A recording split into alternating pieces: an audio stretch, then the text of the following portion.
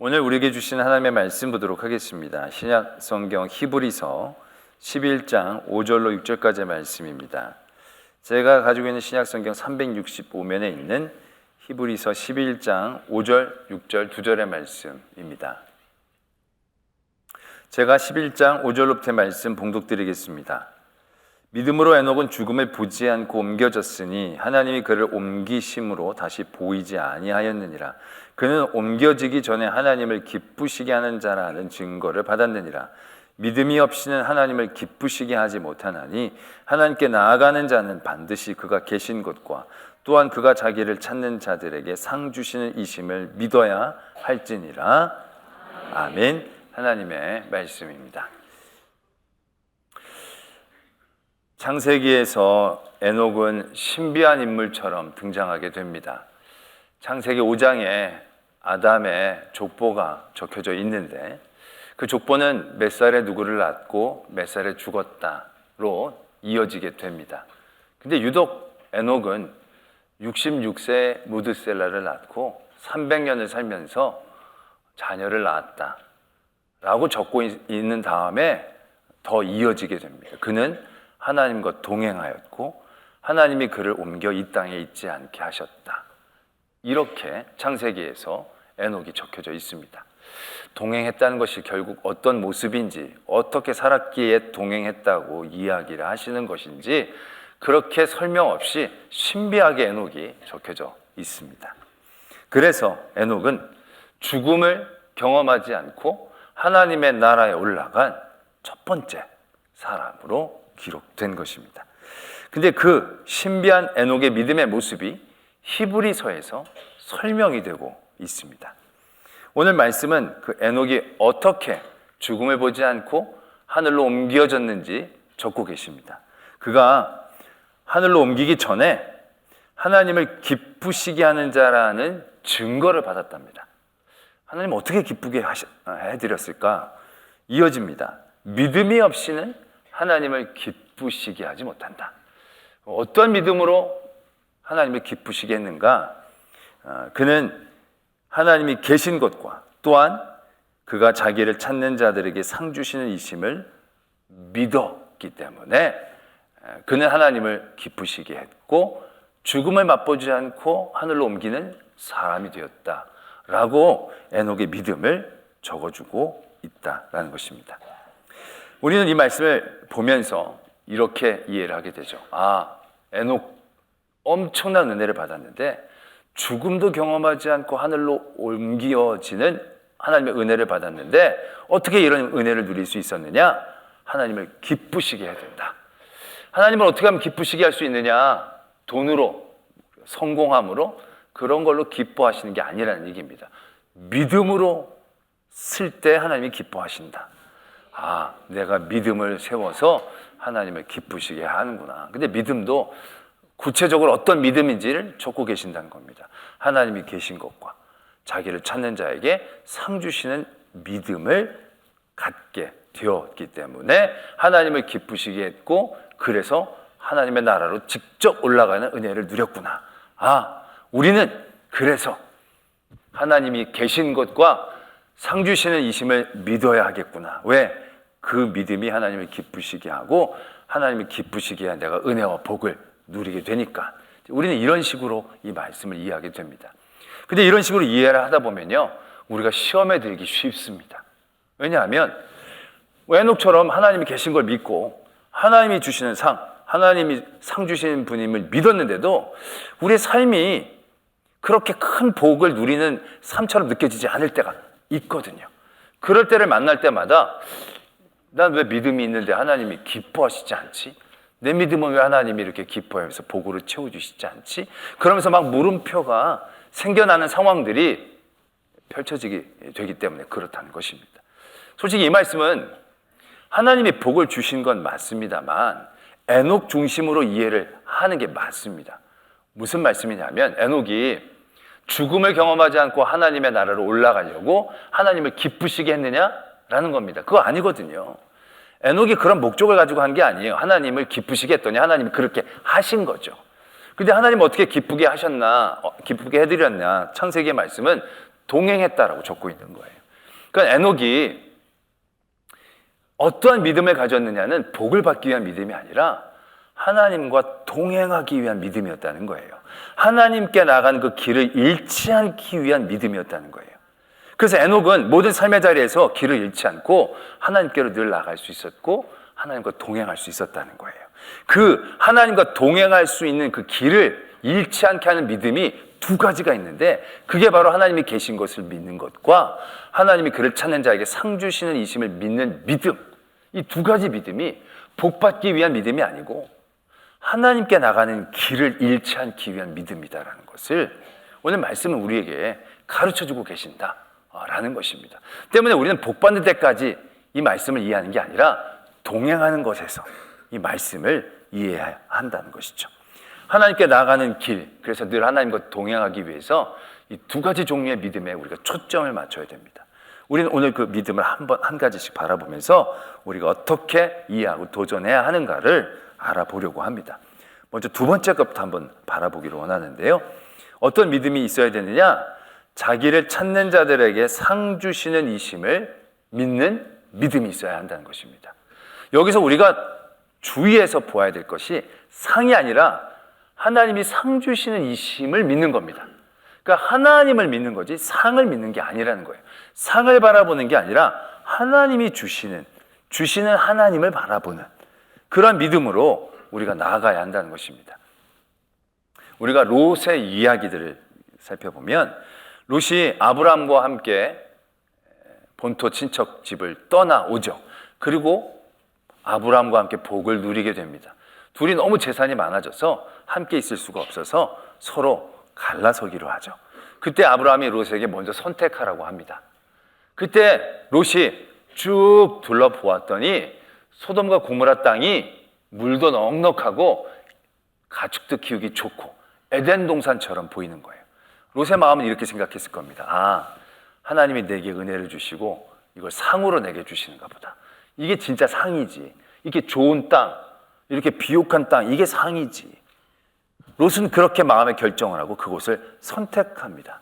어떻게 보면 굉장히 지혜롭고 합리적인 선택을 한 겁니다. 모든 사람들이 봐도 롯이 선택을 잘했다라고 얘기할 만한 상황입니다. 그런데 그 상황은 결국 어떤 상황입니까? 롯이 길을 잃고 있는 상황입니다. 롯이 소돔과 고모라 쪽으로 갑니다. 근데 그쪽에 살면서 그는 아마 더 큰 갈급함을 느꼈을 겁니다. 좀 더 복되고 좀 더 편리하고. 그러다 보니 성 안으로 들어가기까지 합니다. 그는 길을 찾아 성 안으로 들어가 사는 것처럼 보이지만 그는 점점점 길을 잃고 있는 겁니다. 나중에 아브라함의 덕택으로 하나님의 사자가 롯을 찾아와서 롯을 소돔과 고모라 땅에서 강제로 끄집어내 줍니다. 큰 은혜를 경험했던 롯입니다. 근데 롯이 그 이후에 어떻게 합니까? 그가 하나님의 은혜를 입었으니 다시금 하나님을 바라보며 하나님을 찾는 길로 가야 하는데 롯이 그 길을 찾아내지를 못합니다. 롯은 그냥 산속에 들어가서 절망하며 좌절하며 그 삶을 자포자기해 버립니다. 하나님께서 그를 계속 부르시는 길이 있었지만 그는 길을 찾지를 못합니다. 왜요? 그는 세상의 상만을 바라보고 갔거든요. 좋은 것이 상이라고 생각하고 달려갔거든요. 그러다 보니까 그의 삶의 길을 잃어버린 겁니다. 금요일 날도 우리가 사울 왕에 대해서 살펴보았습니다. 사울 왕도 그렇지 않습니까?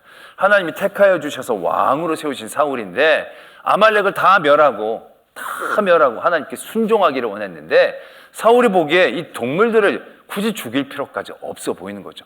아니, 짐승이 무슨 죄가 있겠습니까? 그 짐승은 따로 떼어놓으면 나중에 쓸모가 참 많겠죠. 하나님께 제사를 드리는데도 물론 썼을 것입니다. 사울은 나름 지혜롭고 합리적이라고 생각했을 것입니다. 바른 선택을 했다라고 생각했을 것입니다. 근데 그때부터 사울은 길을 잃어버렸습니다. 그가 앞으로 어떻게 살아가야 될지, 어떻게 하나님의 은혜를 입어야 할지 그 길을 완전히 상실해 버립니다. 끝까지 그 길에 돌아서지를 못합니다. 세상의 것, 합리적이고 복되다라는 선택을 했기 때문에 그는 길을 잃어버린 거예요. 마지막에도 그가 죽기 직전의 전쟁을 앞두고 그가 그렇게 미워하고 싫어해서 쫓아냈던 무당을 찾아갑니다. 무당을 찾아가서 그 무당에게 무슨 부탁을 하는지 아십니까? 사무엘을 불러달라는 겁니다. 사무엘. 그를 택하시고 그를 세우신 분은 하나님인데 사울은 그 마지막 자리에서도 하나님 앞에 무릎 꿇고 하나님 앞에 나가는 길을 찾아내지를 못합니다. 사무엘을 불러달라고 합니다. 아니, 사무엘 불러서 뭐 하게요? 만물의 주관자는 하나님이시지 사무엘이 아니거든요. 근데 사무엘을 찾아내라고 하고 있습니다. 결국 사무엘을 불러냈는데 사무엘이 뭐라고 합니까? 너 이제 끝이다. 죽는다. 절망적인 말 이외에는 들을 수가 없었지 않습니까? 사울은 그렇게 길을 잃어버린 겁니다. 그는 세상의 상을 쫓아갔습니다. 그것도 마치 하나님이 주신 것처럼 착각하면서 그 상을 쫓아갔지만 하나님께 나아가는 길을 잃어버린 겁니다. 그래서 하나님은 그 믿음을 갖기를 원하시는 거죠. 상 주시는 분은 하나님이시다. 롯은 아브라함을 보았어야 합니다. 아브라함이 좋은 땅으로 골라 잘 갔기 때문에 그들의 물질이 풍성해진 게 아니라는 걸 봤어야만 합니다. 아브라함이 목축을 잘해서 그들이 번성한 게 아님을 봤어야 합니다. 하나님이 함께 하시기 때문에 아브라함이 복을 받은 거고 그 아브라함과 자기가 함께 있기 때문에 복을 받았다는 사실에 대해서 그들이 깨달아야 했다라는 것이죠. 상 주시는 분이 하나님이라는 것. 내가 보기에 상이 중요한 게 아니고 하나님이 상 주시는 분이고 하나님이 주시는 거여야만 진짜 복이다라는 것을 깨달았어야 그는 길을 잃지 않을 수 있었다는 겁니다. 반면에 다윗은 어떻습니까? 다윗은 사울에게 쫓겨다니다가 굴로 숨어듭니다. 이 굴로 숨어들었다는 것은 이제 도망갈 길이 없는 겁니다. 발견만 되면 끝인 겁니다. 그런 아주 절체절명의 순간에 사울이 혼자 그가 숨어있는 방 안으로 굴 안으로 들어옵니다. 여러분들 그런 상황에서 그 상황을 어떻게 이해하겠습니까? 할렐루야 아니겠습니까? 내가 지금 이 사울 때문에 이 고생을 하는데 이 사울만 죽이면 고생 끝, 행복, 시작인 것 같아 보이는데 이 사울이 혼자 굴로 들어오는 거예요. 이건 하나님이 내게 베풀어 주신 은혜다라고 생각하지 않기가 힘든 상황이라는 거예요. 저는 이 대목에서 다윗이 참 놀랍다고 생각합니다. 질투가 느껴질 정도로 다윗의 믿음이 너무 부럽다라는 생각들을 이 대목에서 하는 겁니다. 근데 그 대목에서 다윗이 어떻게 행동을 합니까? 이렇게 얘기를 하는 거죠. 하나님의 기름 부어 세운 왕을 내가 직접 죽일 수는 없다. 주위에 있는 사람들이 아마 어안이 벙벙해졌을 것입니다. 이게 무슨 논리인가 싶을 거예요. 이 고생을 누구 때문에 하는데 하나님이 이 절호의 기회를 우리에게 주신 것 같은데 이 기회를 놓친다고? 그러나 다윗은 자기 스스로 그 복을 쟁취하려고 하지 않았어요. 죽이는 것이 상이라고 생각하지 않았어요. 하나님이 그 상을 주실 때까지 주시는 분은 하나님이시기 때문에 그 하나님을 향하고 그 하나님을 기다리려고 했다는 거예요. 그리고 나면 뒤에 사울이 개과천선해서 다윗을 용서해주고 풀어주면 좋았으련만 그렇지 않았거든요. 사람이 잘 안 바뀌거든요. 사울은 계속적으로 다윗을 쫓아다녔거든요. 그래서 결국 다윗은 블레셋으로 망명할 수밖에 없었어요. 제일 인생의 밑바닥까지 떨어지는 거예요. 그 뒤로도 수년 동안 다윗은 고생을 했어요. 그 고생하는 순간순간마다 다윗이 그때 죽였어야 됐는데 라는 후회를 안 했을까요? 다윗뿐만 아니라 그때 옆에 있었던 사람들이 아마 땅을 치며 후회했을 거예요. 내가 그때 그러지 않았냐고. 그때 죽이라고 했는데 왜 그때 건너들어가지고 괜히 살려가지고 생고생을 하냐고. 그때 죽였으면 지금쯤 집에서 발 뻗고 편히 살고 있었을 터인데 폼 잡다가 이게 뭐냐고 도대체. 아마 이런 말이 여기까지 다 나왔을 거예요. 다윗은 진짜 더 고생했어요. 그때 살려줘서 손해가 너무 커요. 그때 살려줘서 더 큰 고통을 받았어요. 근데 다윗은 길을 잃지 않았어요. 다윗은 더 고난받았고 더 손해보는 자리에 있었지만 하나님께 나아가는 그 길을 잃지 않았어요. 그때 그가 했던 그 결정이 그의 이후의 삶에 얼마나 놀라운 능력이 되어졌는지 우리는 분명히 알아야 한다는 거예요. 그가 왕이 되어서도요, 그는 하나님께 나가는 길을 잃지 않았어요. 왜? 진짜 상이 무엇인지 다윗은 분명하게 경험을 했거든요. 상 주시는 분은 하나님이시지 세상에 널린 게 상이 아니다라는 것에 대한 깨달음을 분명히 가질 수 있었다라는 거예요. 나중에 밧세바와의 잘못을 저질렀을 때도 그는 하나님께 무릎 꿇고 회개할 길을 잃지 않았어요. 모든 대적이 멸하여지고 그가 평안히 궁에 살 때도 나는 평안하게 궁에 있는데 하나님의 궤는 저 천막에 있구나. 귀를 잃지 않은 거예요. 마지막에 인구 조사를 할 때도 다윗이 죄를 짓고 벌을 받게 되는데도요, 다윗이 길을 잃지 않고 정신이 똑바르게 차야죠. 내가 사람의 손에 붙이지 않고 하나님의 손에 붙이기를 원합니다. 세 가지 중에 하나를 선택하라고 했는데 하나는 적에게 쫓기는 거예요. 적에게 쫓겨도 왕은 제일 먼저 도망갈 수 있을 거예요. 가뭄이 오는 거예요. 가뭄이 와도 왕은 먹을 수 있을 거예요. 근데 전염병은 왕이 어떻게 막을 수 있는 종류의 것이 아니에요. 어떻게 보면 제일 위험한 것 중에 하나예요. 그러나 다윗은 그런 가운데에서 길을 잃지 않아요.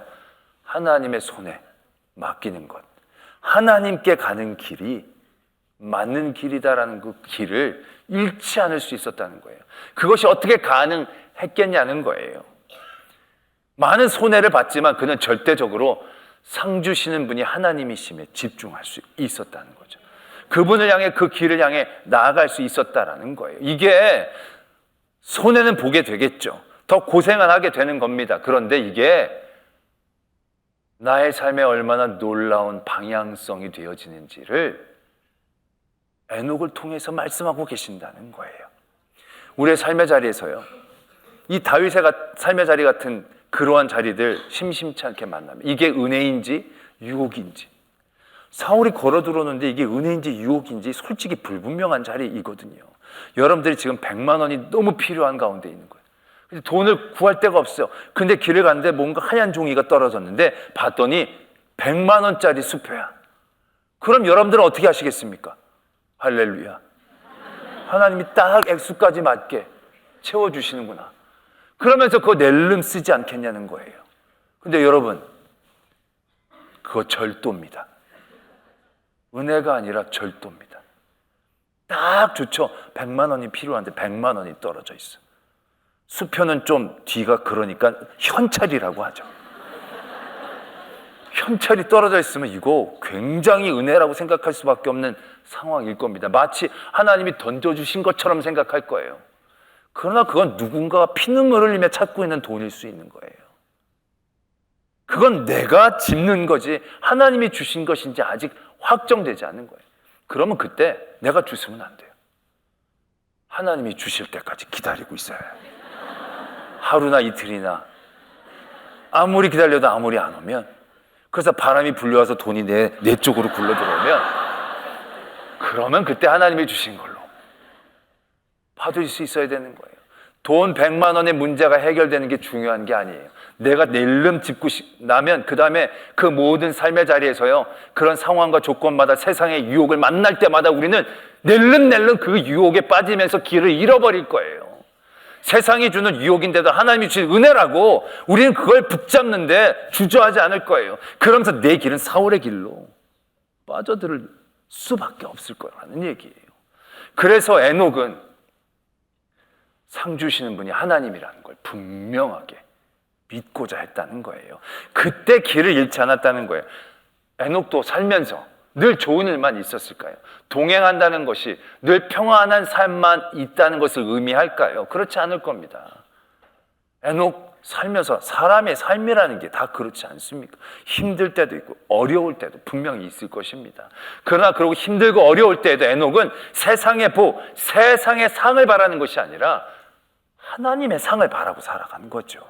상 주시는 분은 하나님이시고, 그리고 그 하나님이 주신 상을 바라보며 나아갈 때 동행할 수 있었다라는 얘기예요. 그 믿음이 흔들렸다라고 한다면 그는 떨어졌다 돌아왔다 떨어졌다 돌아왔다, 굉장히 길을 잃고 헤맬 가능성이 높았다는 거죠. 오늘 그 에녹의 믿음을 통해서 우리가 하나님과 동행할 수 있는 그 길을 하나님은 가르쳐주고 계신다라는 것입니다. 또 한 가지가 그가 계신 것을 믿는 겁니다. 그가 계신 것을 믿는 것. 이건 굉장히 기본적인 것이다라고 생각을 할 겁니다. 우리들 중에 하나님이 계신 걸 안 믿는 분 계세요? 아마 뭐 끌려오신 분들 외에는 하나님 계신 걸 아니까 오시는 거예요. 하나님을 믿는 분들이니까. 아멘. 하나님이 계심을 믿으시면 아멘. 그러니까 이건 우리가 기본적으로 다 갖추고 있다라고 생각합니다. 근데 우리가 갖고 있는 개념하고 좀 다릅니다. 이게 그냥 계신 걸 믿는 게 아니고요, 존재하는 걸 믿는 겁니다.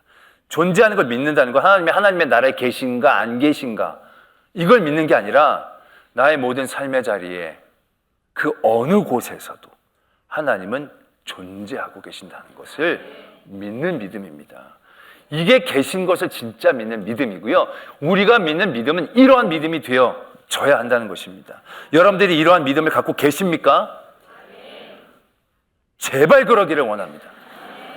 왜냐하면요, 저는요 모두가 바뀌는 교인들을 너무너무 많이 봅니다.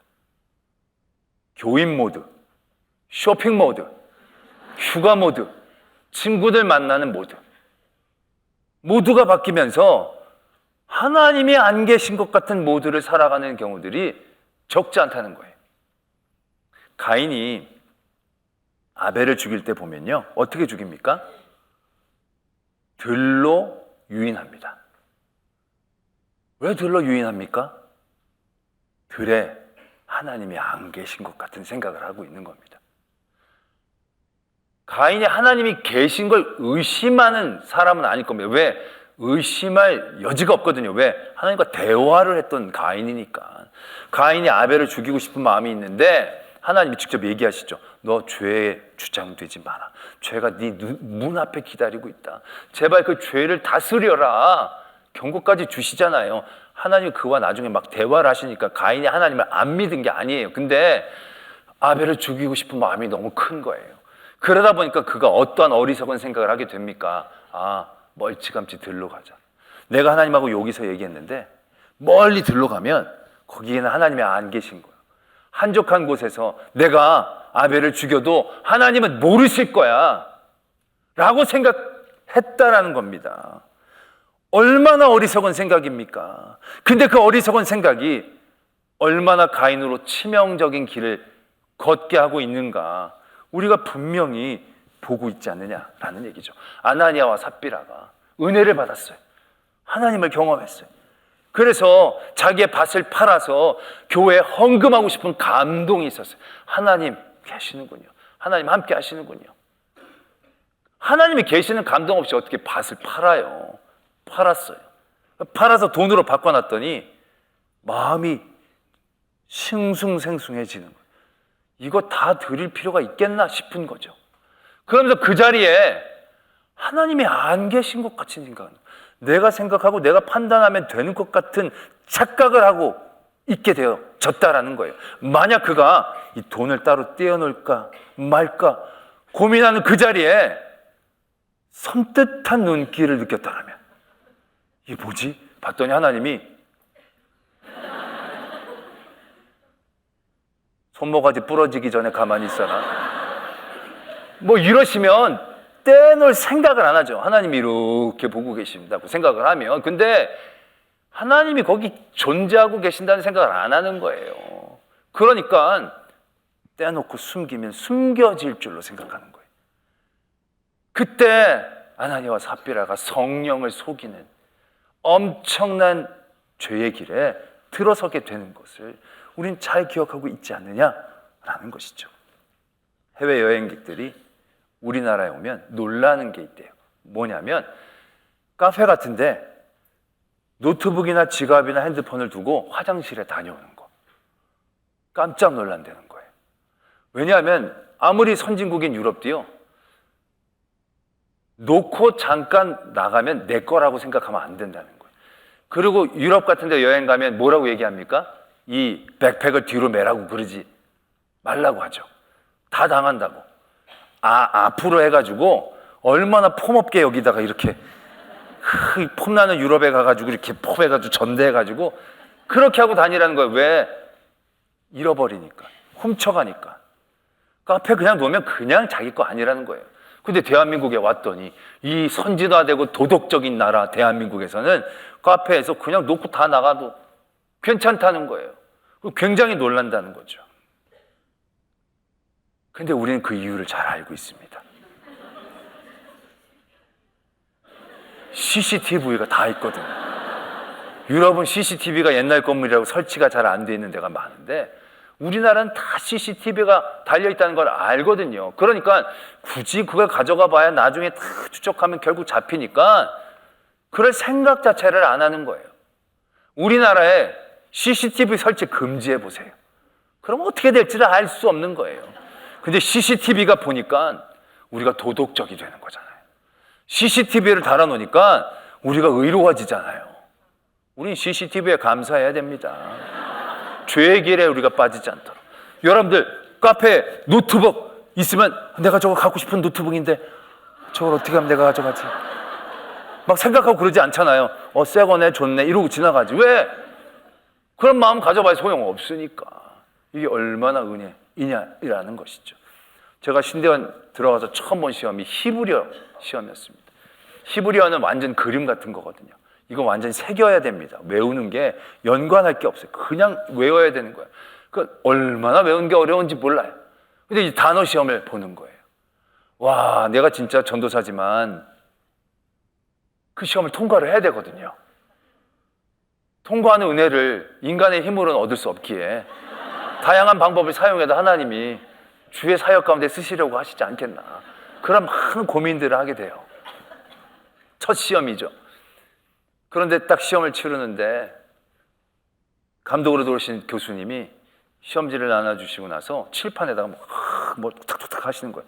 그러고 풀려고 하다 보니까요 눈동자 2개로 확 그리는 거예요.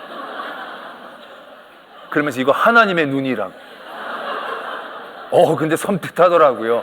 원래 할 생각은 진짜 없었어요. 근데 진짜 하고 싶은 마음이 딱 사라지더라고요. 떨어지면 떨어졌지.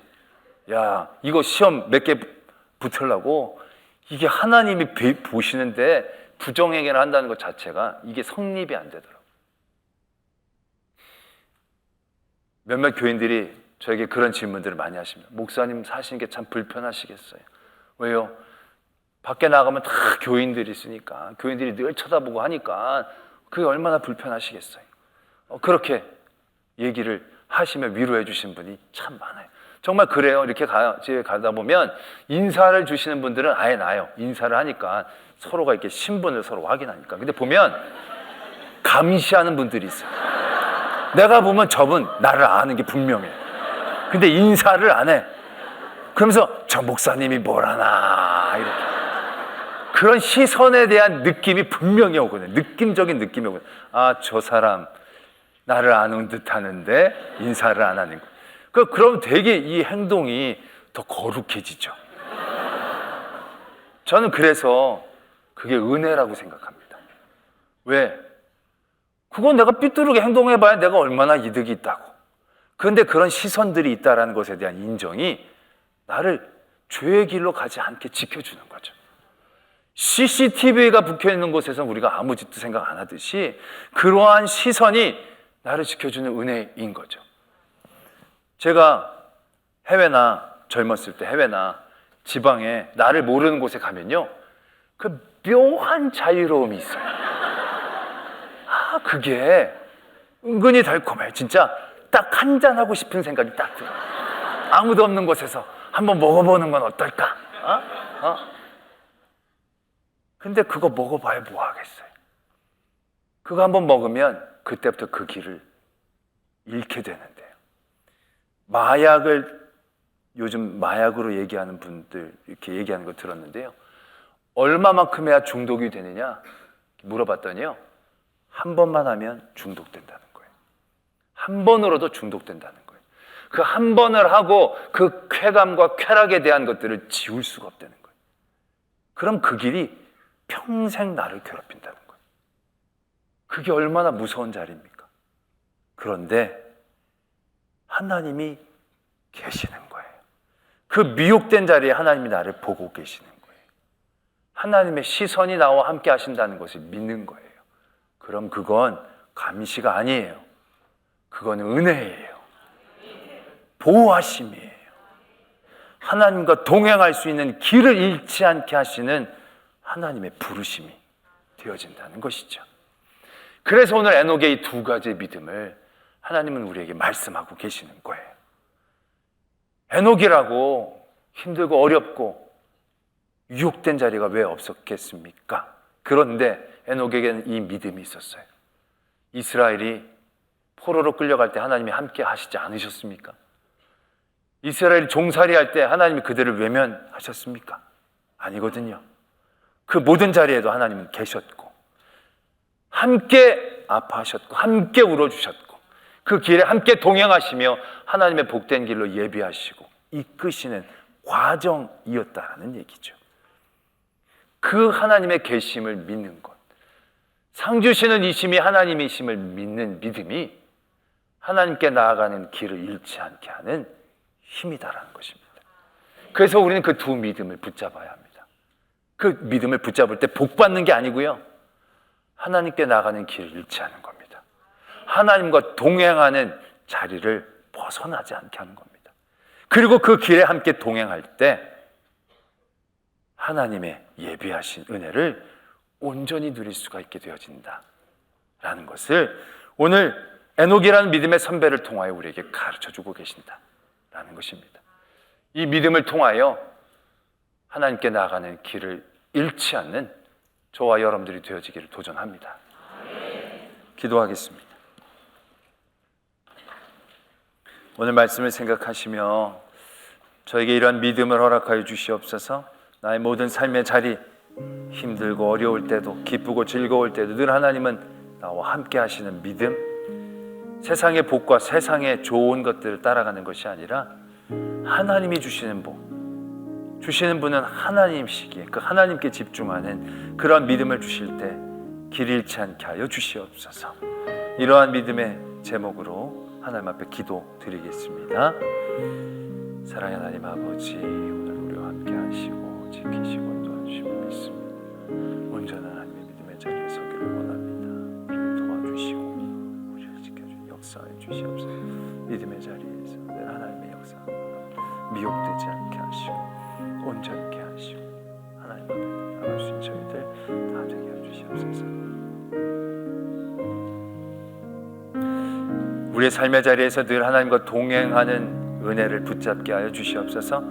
그 하나님께 나가는 그 길 잃지 않기 위해 세상의 여러 유혹과 위협 가운데에서도 하나님의 계심과 그를 찾는 자에게 상 주시는 이심을 믿는 믿음을 가지고 그 길 잃지 않는 성도 되게 하여 주시옵소서. 믿사오며 예수 그리스도의 이름으로 기도드립니다. 아멘.